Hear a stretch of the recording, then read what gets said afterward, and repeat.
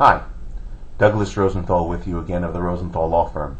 Today I'd like to talk with you a little bit about an experience I had yesterday in Bronx County Landlord and Tenant Court. I am representing a tenant who the landlord has claimed has not paid rent, and they are looking to evict her based upon a non-payment action. When she first went to court without a lawyer, the attorneys for the landlord claimed that she owed over $6,000 in rent. That clearly was not true. Based upon documents that she had showed me when we first consulted, at most she owed a month's rent which was under $1,000. When I came into court with her, I advised the other attorney of this situation that I had documents which were signed by the landlord's agent showing that my client owed under $1,000, and my client even disputed that. Well, it was set over for another court appearance, and when we came back to court, the lawyer had contacted his client, the landlord, and acknowledged that in fact a total amount of $484 was in dispute. That's a lot different than $6,000 plus.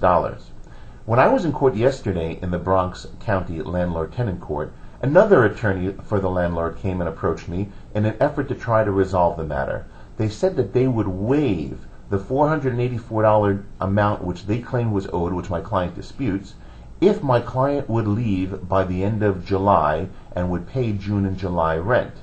To me, that sounded like a relatively fair deal. After all, they were saying that we would not demand the $484, which is otherwise in dispute, and she would have an opportunity to leave the apartment, look for a new apartment, and relocate.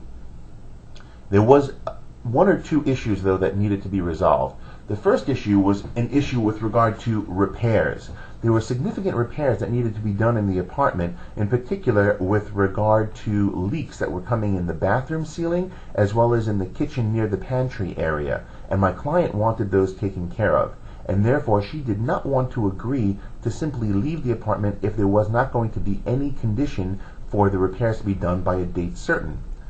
Therefore, my client demanded that the repairs take place, and she did not want to agree to the landlord's lawyers. In fact, her entire position was that the landlord's lawyers were trying to pressure her, were trying to be so aggressive and trying to show that they can do whatever they want and have it their way all the time, that she told me she did not want to agree even to what seemed to me to be a fairly even-handed and a fairly reasonable settlement.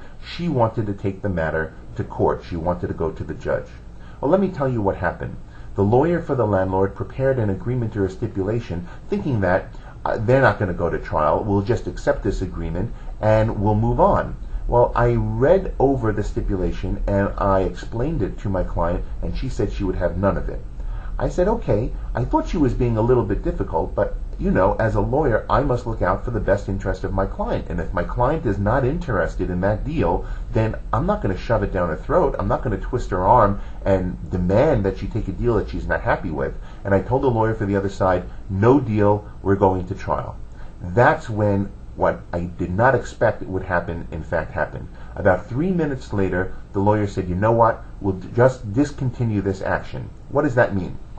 Essentially, it means my client won. Well, did she win? Maybe she won, maybe she didn't win. This action, which was against her for the $484, in fact has been discontinued by the landlord. However, it's been discontinued without prejudice. That means that they can bring it again. And they most likely will, because my client's lease has since expired, and now she is what is called a month-to-month tenant, and she lives there at the pleasure of the landlord, and the landlord can send her a 30-day notice to terminate, and thereafter can bring what's called a holdover proceeding, not a non-payment proceeding like the one that we were in court for yesterday, but a holdover proceeding, and will be able to take her out of the apartment, and they most probably will also seek to have their legal fees paid in that context. So, was it a win or was it a loss? Yesterday clearly was a win. What will happen in the future remains to be seen.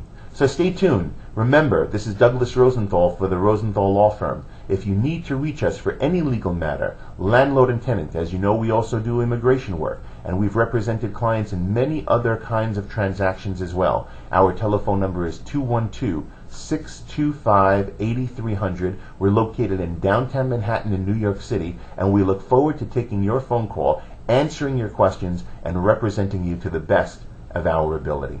Thanks so much.